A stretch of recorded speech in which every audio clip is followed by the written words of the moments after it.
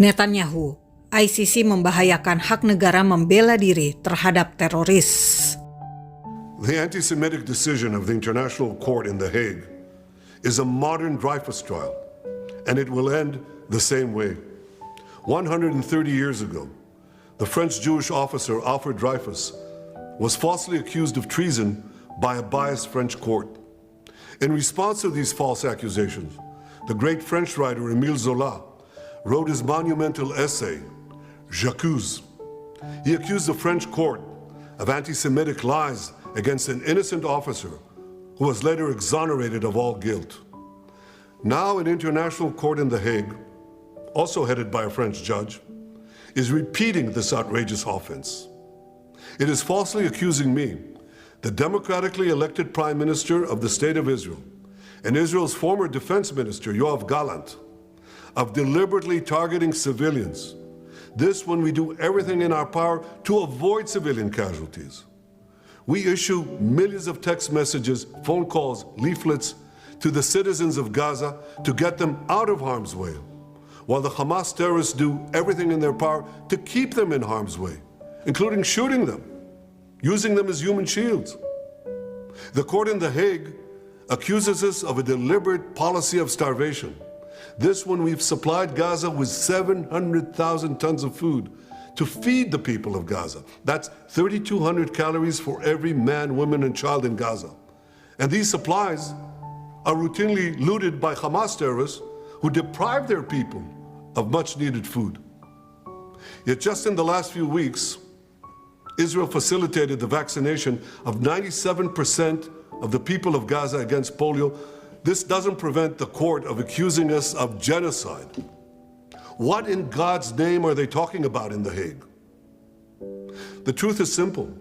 No war is more just than the war that Israel has been waging in Gaza after Hamas attacked us unprovoked, launching the worst massacre against the Jewish people since the Holocaust. The decision to issue an arrest warrant against me, the democratically elected Prime Minister of the State of Israel, and our former Defense Minister, was made by a rogue prosecutor who's trying to extricate himself from sexual harassment charges, and by biased judges who are motivated by anti-Semitic sentiments against the one and only Jewish state. These judges did nothing. They did nothing against the real war crimes committed against the millions who've been murdered or uprooted by the dictatorships in Iran, Syria, and Yemen. Instead, they falsely accused the one democracy in the Middle East, Israel, thereby imperiling the right of all democracies to defend themselves against murderous terrorists and tyrants.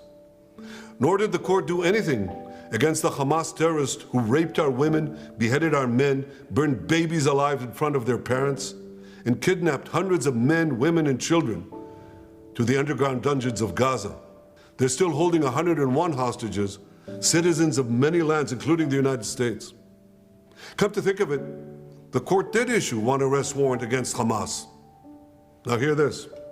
They issued an arrest warrant against the corpse of the Hamas arch-terrorist Mohammed Dev. His corpse. What an absurdity. No biased anti-Israel decision in The Hague will prevent the State of Israel from defending its citizens. And I want to thank our many friends around the world, especially those in the United States, who've condemned this outrage and who have said that this decision will have severe consequences for the ICC and those who cooperate with its decision. Israel will not recognize the validity of this decision. We will continue to do everything we must do to defend our citizens and defend our state against Iran's axis of terror, Iran and its terrorist proxies, which include Hamas, Hezbollah, the Houthis, and others.